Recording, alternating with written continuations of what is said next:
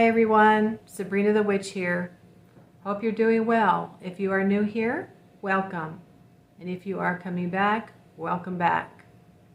Today, I want to talk about numerology insights one more time, just to give a little bit of information on birth date numbers and just a little bit of information later on life path numbers. I have found numerology to be the quickest, easiest way to get a handle on someone's makeup and the energies that these particular number aspects of the person represent. Today I want to talk about a number 2 person, and in particular what it's like to live with a number 2 child, and how you might gain some insight and some helpful information on why this person is the way they are, and maybe even how to encourage your child to spend a little bit of time in their room, a few minutes in their room. And then as they get older, they might learn to really enjoy it. So if you or someone that you are raising was born on the 2nd or the 20th of the month, this is a number 2 person. This is a personality. There are other energies and other descriptions that go along with it, and the life path number does come into play when understanding more about your child. But if the person is born on the 22nd, you could maybe consider it somewhat because the number 2 is in there and it's doubled, but that's a master number and it's really something unique in and of itself. So, like the number 2 in the tarot, it represents partnerships.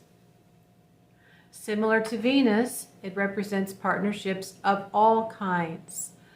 Friendships, business partnerships, having someone assist you with something, maybe behind the scenes, a co-signer, a silent partner, whatever it is.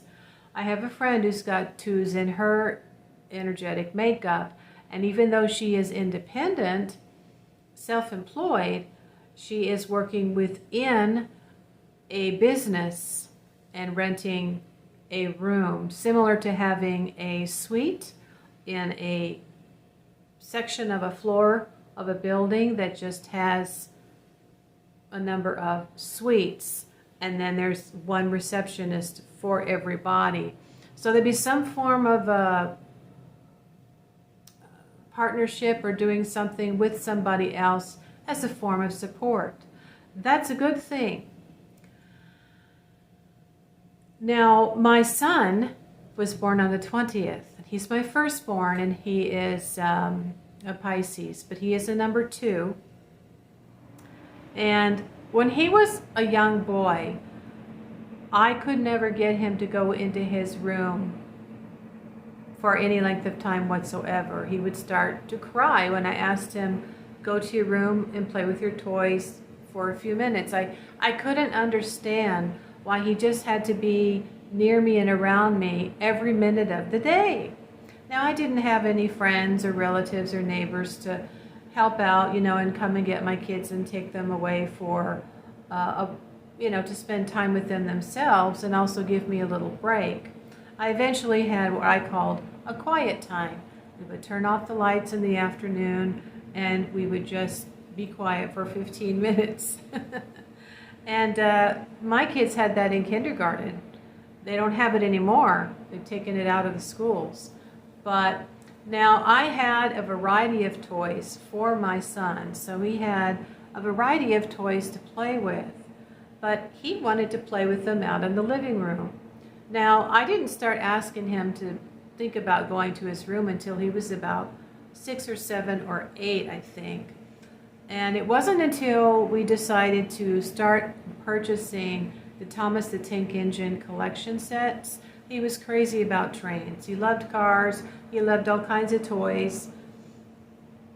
Until we started getting him the collection, and his grandmother bought him several of those trains from the story, and then we bought the track, when he began to start spending some time in his bedroom alone And I, of course, would leave the door open. And I'd tell him, I'm right here, but you're in your room enjoying your room and your toys in your room.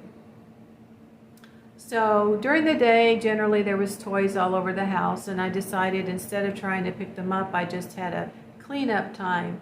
So when it was time for us to get ready for dinner, they knew it was cleanup time, and they would pick up their toys and take them to their room and put them away in their room. But it wasn't until my son turned about 9 years old, and he had met a young boy from across the street, a neighbor friend of mine, her grandson, had a PlayStation. And so he would go over there and they would play PlayStation. And he began to ask me for extra money, right? I would give him an allowance. We would give him 50 cents for doing little chores around the house. But he wanted more. And I can't really remember what it was that he wanted.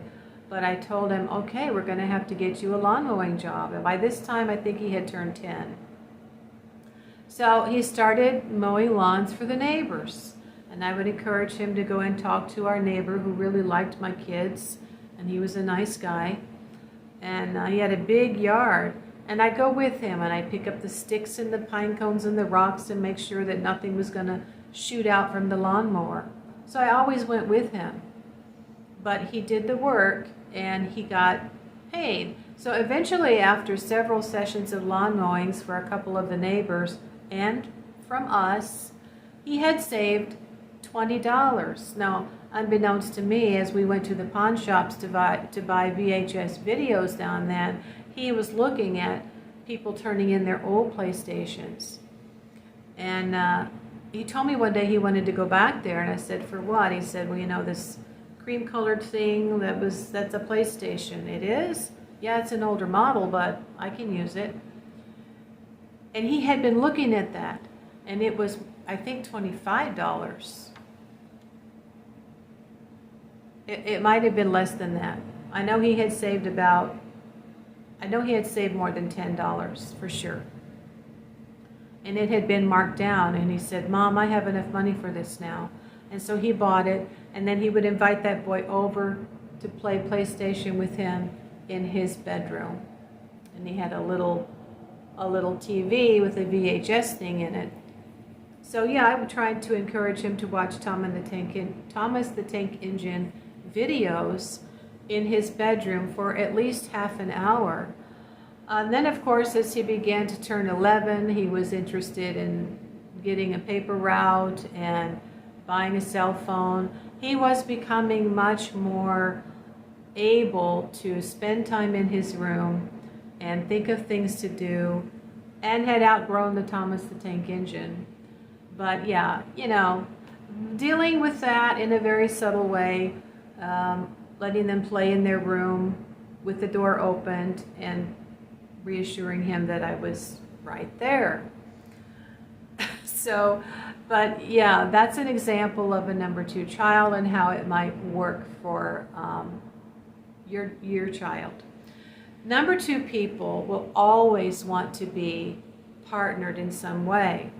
He is now 26 years old, and I have never ever known him to not have a friend or a girlfriend.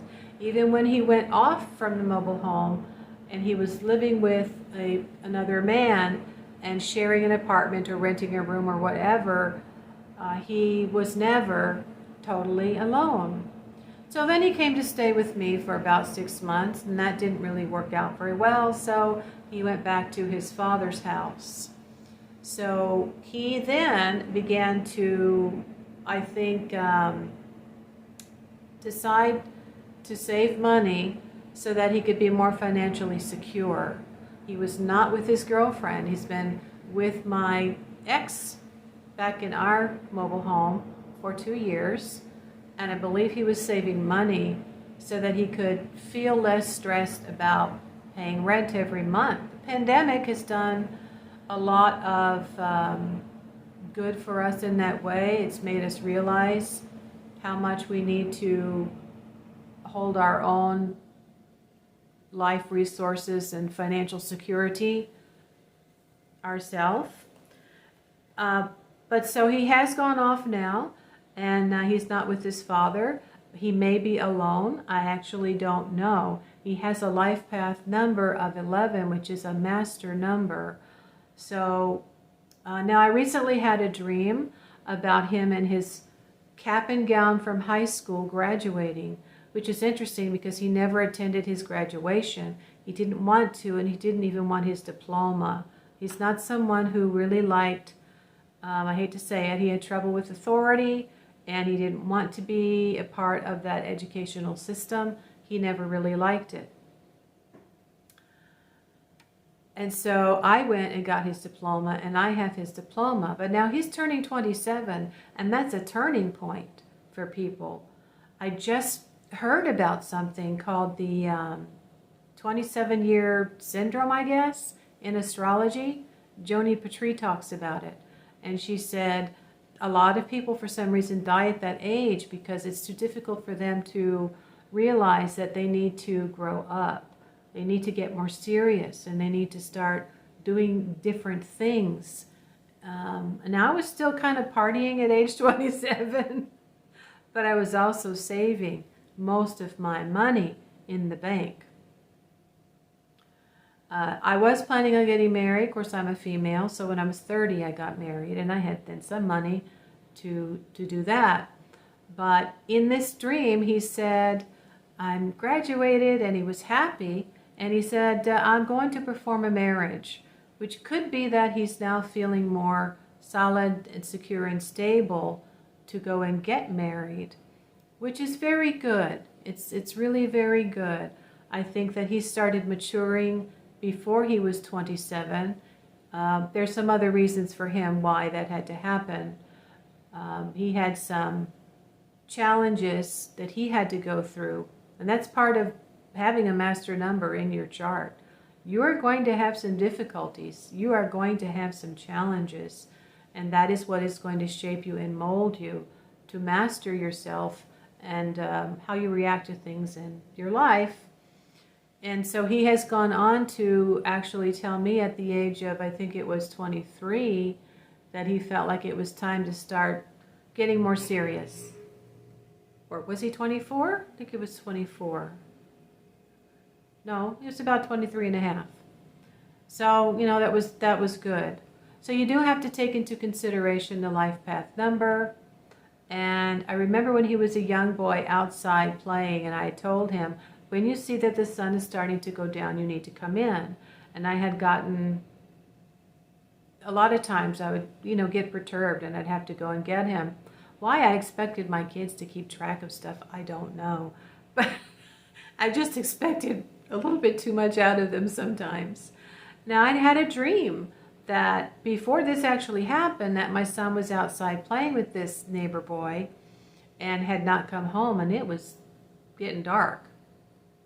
I was so upset. And then in the dream, we were standing in line in school, and he had artwork he was going to either show or put into the little place to dry.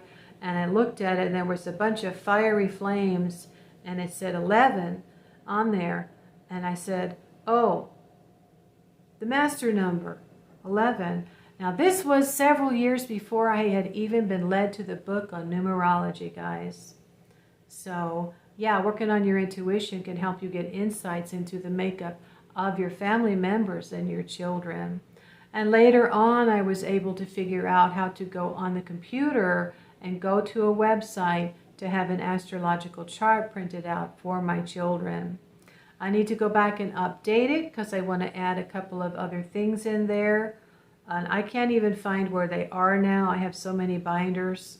So I'm just going to go in, and I'm going to add a few things in there and then print them out and go over my children's astrological chart again. But if you would like to get a numerology report for you or your child that will include the birth date energies, the life path number, and what their lucky number is, and how they can use it throughout their life to bring the odds more in their favor, then visit my Etsy shop, Astarte Apothecary. And you will see the first newest service is what I have there. In front of all the products is that service. And you'll see the numbers and you'll see the words life path. And as an extra bonus, I'm actually including the fact that your birth date number is your lucky number and how to use it, as well as some gods and goddesses that a male or a female might want to, or you might want to know, is an energy that could work with them and help them later on in their years. Or you could even call on that god or that goddess on behalf of that child to assist them. So that is it for this video, and I will see you on the next video. Take care.